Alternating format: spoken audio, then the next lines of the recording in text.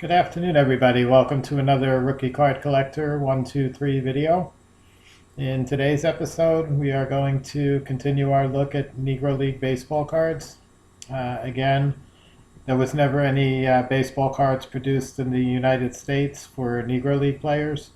So all the cards we're going to take a look at were all issued during the Players' Winter League time in Latin America. Primarily countries of Cuba, Venezuela, Mexico, Puerto Rico, and the Dominican Republic. So today we're going to continue with the first ball player we're going to take a look at is Dan Bankhead. Bankhead was actually one of the five Bankhead brothers that played in the Negro Leagues. Two of them became pretty big stars. Dan is the first one we're going to take a look at. So Dan was primarily a pitcher. When he was not pitching, he also played outfield and was quite a good hitter for being primarily a starting pitcher.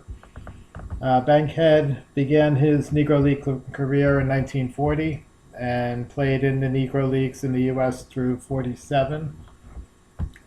He spent his first couple of years with the Birmingham Black Barons, which was a Negro American League team at that time, one of the more prominent ball clubs in the American League. He missed 3 years of military service from 43 to 45. He then moved to the Memphis Red Sox, another Negro American League team, during 46-47, and ended up playing in the U.S. minor leagues for a number of years, from 47 to 49 and 51 to 52. And later on had a major league stint very briefly with the Brooklyn Dodgers in 47, and then from also major leagues from 50 to 51 as well. So he was a hard-throwing right-hander, blazing fastball, tantalizing screwball. Capitalized on these pitches to earn a starting spot in 3 All-Star games. This was during his U.S. Negro League time, 1941, 1946, and 1947. Came up with the Dodgers at the very end of 47 for a very brief debut. Next 2 seasons he played in the minors for Nashua and St. Paul. Those were Dodgers minor league clubs. Second season he played in the majors in Brooklyn, 1950. He had his best major league year. He compiled a record of 9-4 with a 5.50 ERA. So Dan Bankhead, many of you probably recognize that name, Brooklyn Dodgers pitcher. So we're going to take a look at a handful of cards. We actually have, it looks like 5 Dan Bankhead cards here to take a look at today. So we're going to start with the first one, which is the top row in the center. It's a 1948 to 49 Toleteros Bankhead. That was a card from Puerto Rico. All the Toleteros cards, they issued them over 3 years from between 48, 49, and 50. The 48 and 49s were black and white, and the 1950s were in color. So we're going to see a few different Dan Bankhead cards, all from his Puerto Rican Winter League days in the late 40s, early 50s. So the first one, like I said, 48-49 Toleteros, has Bankhead's name printed under the photo. No border on the sides on the 48s. Next to that is the 49-50, the next year Toleteros. Exact same image, cropped a little bit differently. Also showing Bankhead with his name at the bottom. This one has white borders all the way around with the thicker border at the bottom.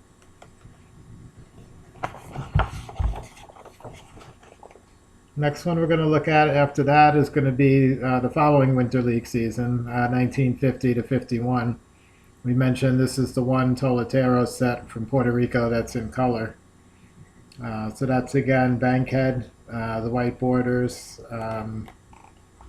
looks like the exact same image again, just colorized and cropped again a little bit differently. So third bankhead card from Puerto Rico.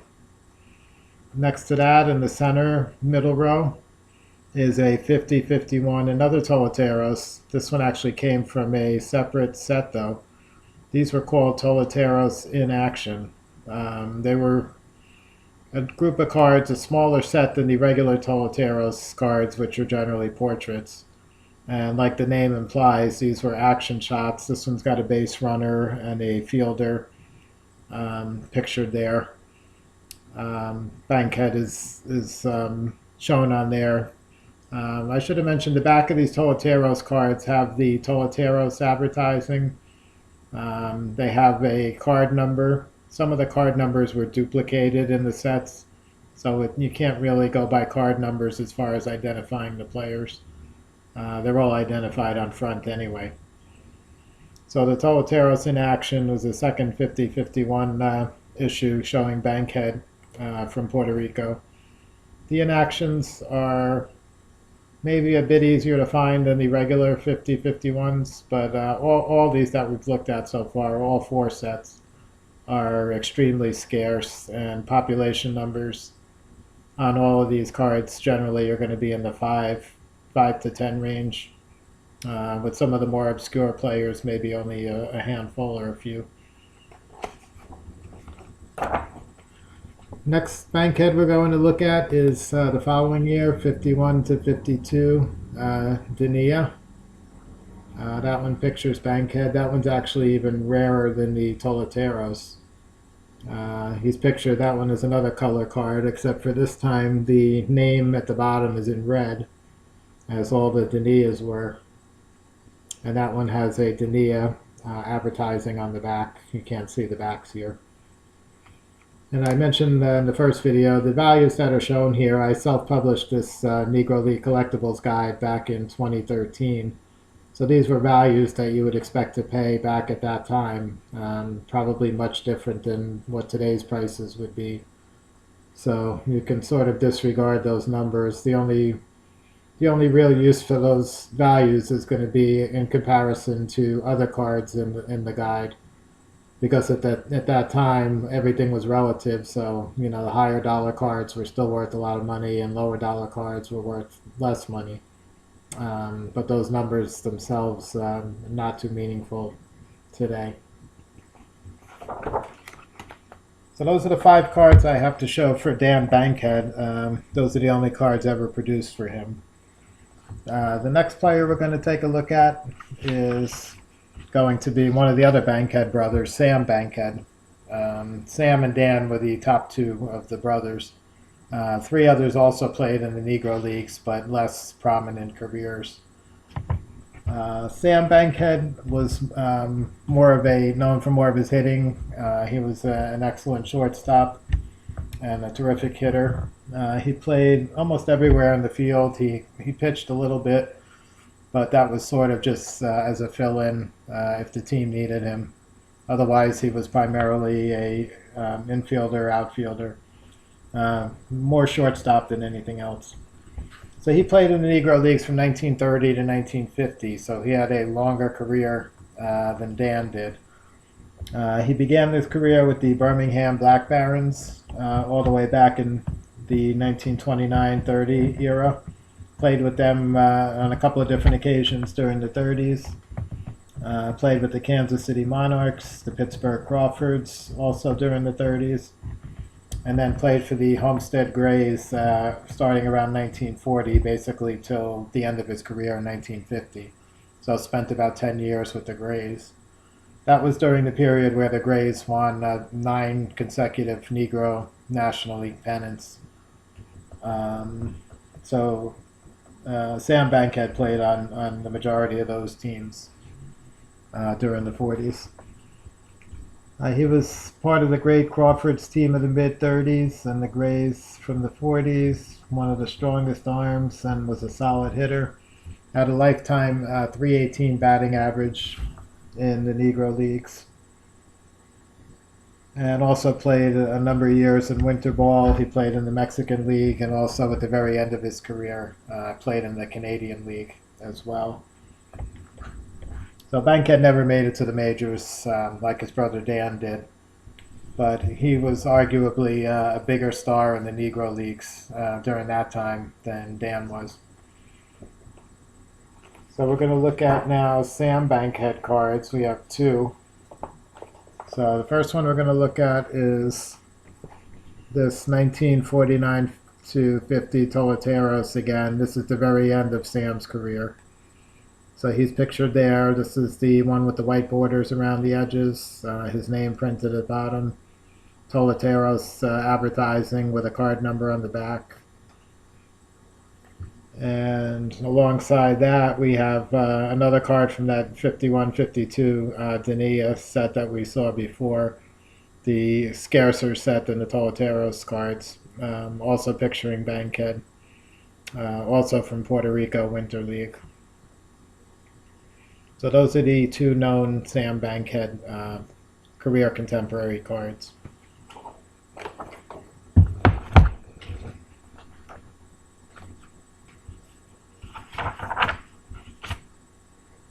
The next player I'm just going to mention briefly because unfortunately the card, the one card of him that was ever made is very rare, and I do not have an image of it to show. But this is Dave Barnhill. Barnhill played in the Negro Leagues from 37 to 49, was a pitcher.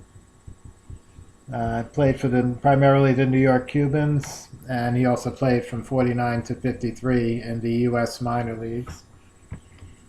In Negro League baseball, he was one of the top pitchers in the East during the early 40s.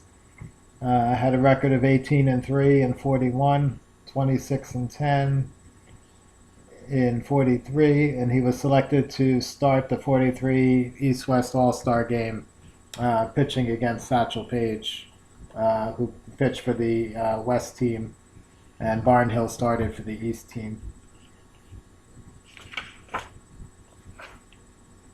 And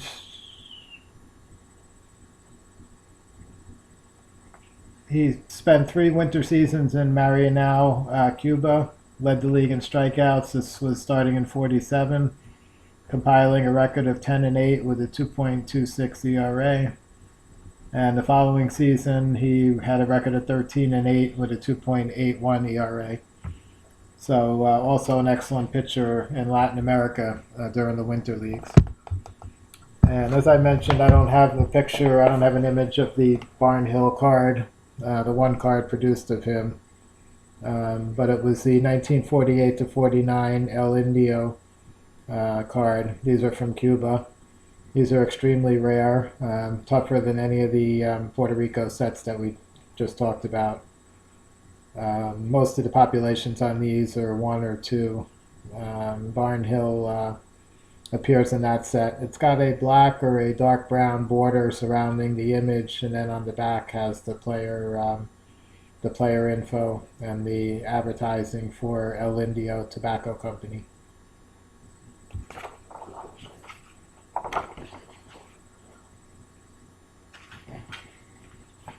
Okay, the next player we're going to take a look at is Bernardo Barro. Barro is a native of Cuba, so spent his early playing days, amateur days in Cuba before coming to the U.S. He played in the U.S. Negro Leagues from 1913 to 1930, so pretty extensive career. And he played with basically all of the Cuban Star teams during that time. He played with the 1913 Stars, New York Cubans a couple of years later. And then for the rest of the decade of the teens, he played with the Cuban Stars West. And throughout the 20s, he played with the Cuban Stars East. So those were all different versions of Cuban Stars clubs. Barro was on just about every team there. 1923 to 24, he formed one of the great Negro League outfields in history, along with Alejandro Ohms and Pablo Mesa, and they played together for 4 or 5 seasons. with the Cuban Stars. Barrow was primarily a power hitting outfielder, right fielder. Um, Had a pretty bad temper, so ran into a number of altercations over the years, sometimes getting him in trouble, as you could imagine. Um, During the 20 to 23, the early Cuban Star years, he batted during those seasons 337, 347, 381, and 364. Lifetime Cuban League batting average of 313, that was overseas in Winter League play. In 22-23, he led the Cuban League with a 401 batting average, so he batted 400. And he was elected ultimately to the Cuban Baseball Hall of Fame in 1945. So unfortunately, he was well before integration, so Barrow never got a shot at the major leagues or U.S. minor leagues. So we've got, it looks like three Bernardo Barrow cards that we can take a look at here. These are all from the 20s, so they're all going to be rare. The first one is the 1923-24 Beacon.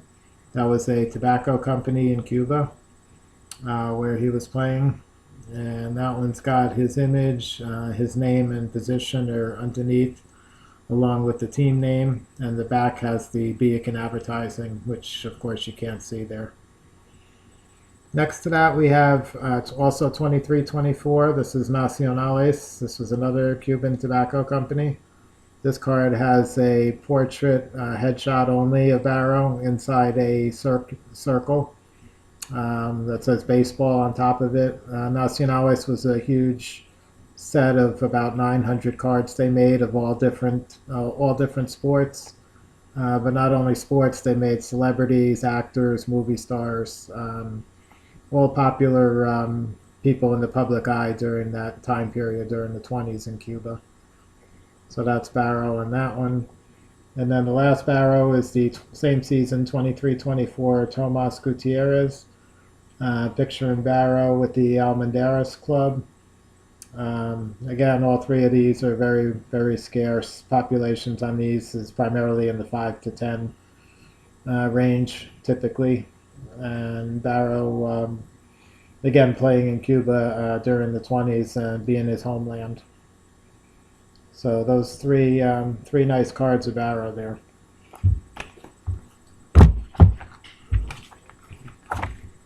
Okay. Next player we're going to take a look at is Lloyd Bassett. Bassett actually came up to the Homestead Grays in 36 and 37, which is the time that Josh Gibson had been playing for the Pittsburgh Crawfords. So Bassett was looked at as the successor as a catcher to Josh Gibson. And unfortunately, I don't think anybody can live up to those expectations. And although Bassett had an all-star Negro League career, he obviously never became the next Josh Gibson, which was quite an unfair comparison. But a really big guy, catcher, like I said. Began his career with Homestead Grays in 36-37, played for the Crawfords in 37-38. Those were the top two teams in Negro League Baseball during that era. And then played for the Chicago American Giants from 39 to 41. And then the Birmingham Black Barons from 44 through the end of his career, which was around 1952. He made 4 East-West All-Star Game appearances. He had 395 and 308 for the Crawfords his 2 years there, 37 and 38. And again, known for excellent defense behind the plate as well. So Bassett has only one card we're going to be able to look at today. And this one is from Cuba. It's a 46-47 Caramelo Deportivo. Shows Bassett sitting in the dugout, a full-length body pose there with a bat in his hand. These are pretty scarce. Not as scarce as a few of the other issues that we've talked about, but definitely not easy to find. Caramelo Deportivo put out cards in the year before, 45, 46, in Cuba. They're a caramel candy company. The 46-47 set is a tougher to find set than the year before, and the only career contemporary card that was ever made for Lloyd Bassett. So that again, Bassett was a Negro League catching great.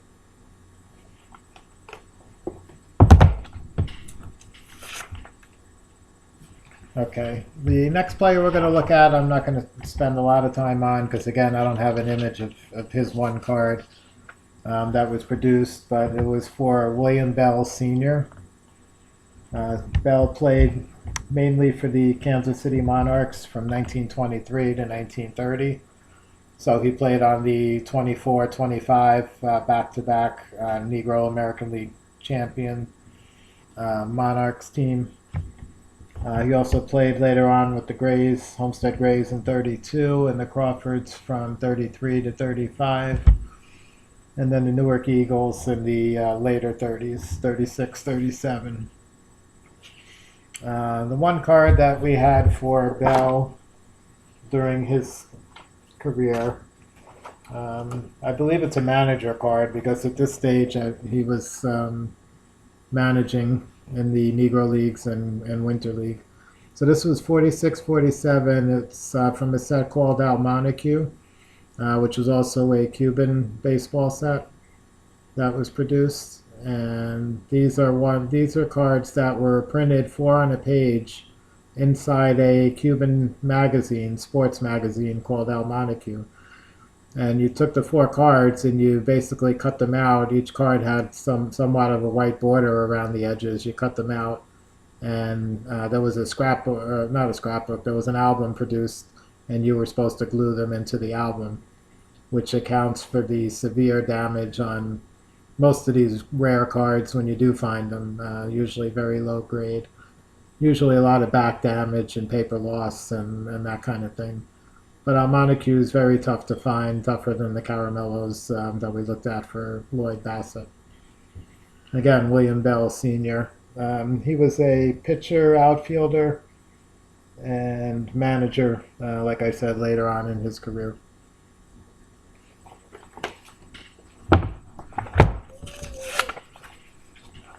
Okay, the next player we're going to look at might be a more recognizable name to many collectors, is Joe Black. Joe Black eventually played later in his career with the Brooklyn Dodgers and is most known for being the first black pitcher to win a World Series game as a starting pitcher. He actually won 2 games that year pitching against the New York Yankees in 1952. And although Black was a star of the World Series, his team eventually lost in 7 tough games to the New York Yankees dynasty with Mantle and Berra and all those guys.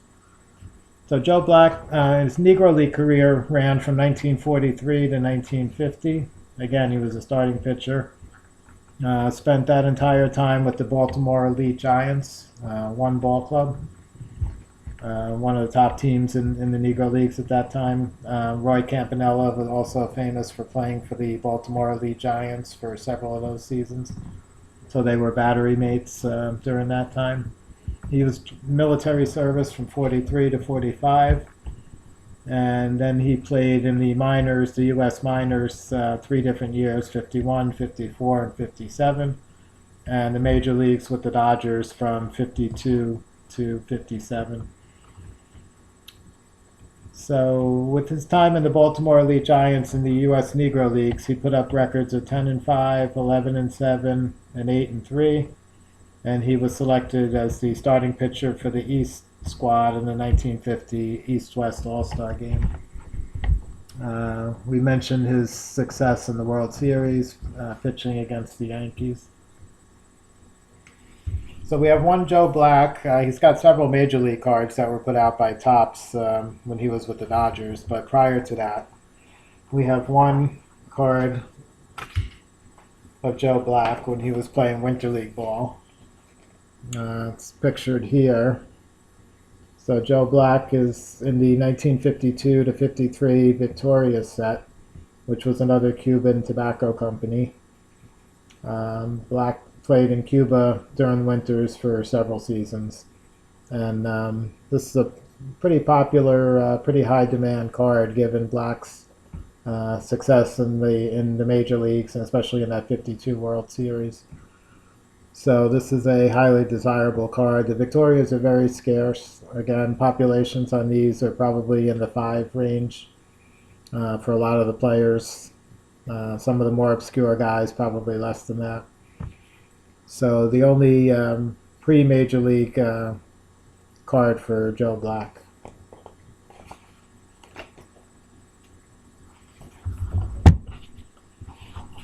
Next player we're going to look at is Bob Boyd.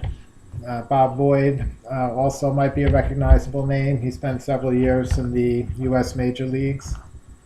He spent his Negro League days from 46 to 50 with the Memphis Red Sox, the entire 5 seasons. Top Negro American League club. He played from 50 to 55 in the U.S. minor leagues. He actually signed a contract in 1950 with the Chicago White Sox and then spent several years in the minors playing down there.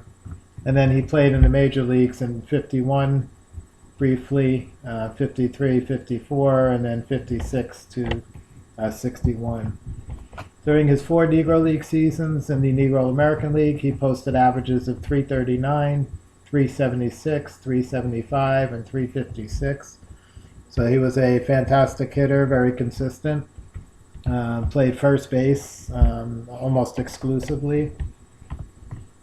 He was the first black ball player signed by the White Sox in 1950. Split the season between Colorado Springs and Sacramento in the Pacific Coast League. During his major league career, total of 9 years, he hit a lifetime batting average of 293. So that's more than respectable.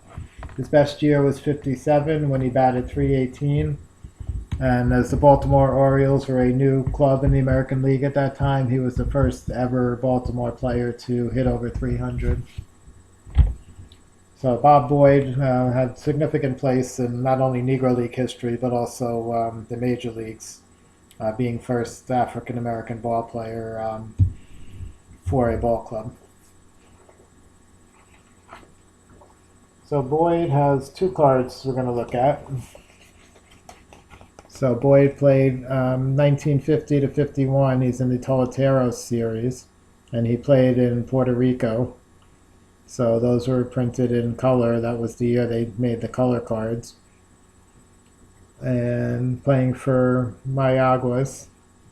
And then he played 51, 52, different image, different ball club he played on the next year, also Puerto Rico.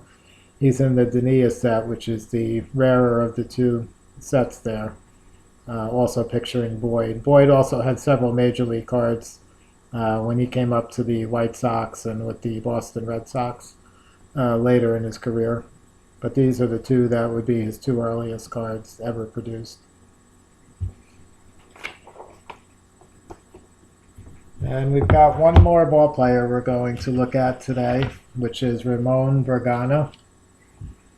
Bergana spent his Negro League career from 1928 to 47, so almost 20 years, or exactly 20 years. He was a pitcher as well as an outfielder. He played on the Cuban Stars teams during the late 20s and 30s. Throughout much of the 30s, and then in the late 30s through the end of his career, which ran all the way to 1955, he spent most of his summers playing in the Mexican League as opposed to the U.S. He also played winter ball in Havana, Cuba, in addition to Mexico, and also Veracruz. Bergana, Mexico, hit .299 with 17 home runs in 1942, while he won 22 games as a pitcher. So that's quite a dual accomplishment there. 1944 in Mexico, he was 30-8 as a pitcher with a 3.30 ERA. Other good seasons from 40 to 43, he was 16 and 8, 13 and 8, 22 and 10, and 17 and 16. So most of Bergagne's success was in Mexico. Had a lot of fantastic seasons there, primarily on the pitching side, but also was a more than competent outfielder and an excellent hitter as well.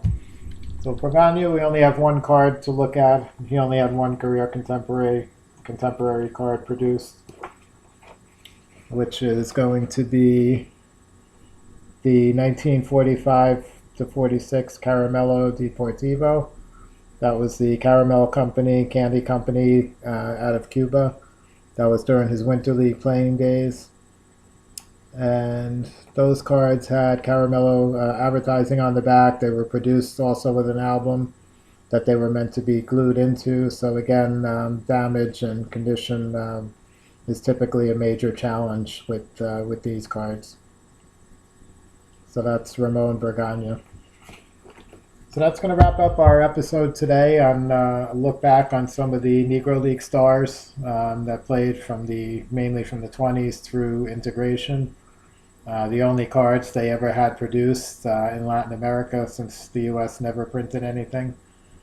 Hope you found the information interesting and help in the Negro League collection, and maybe inspire some people to start delving into doing some research and maybe starting to collect these if you have not before.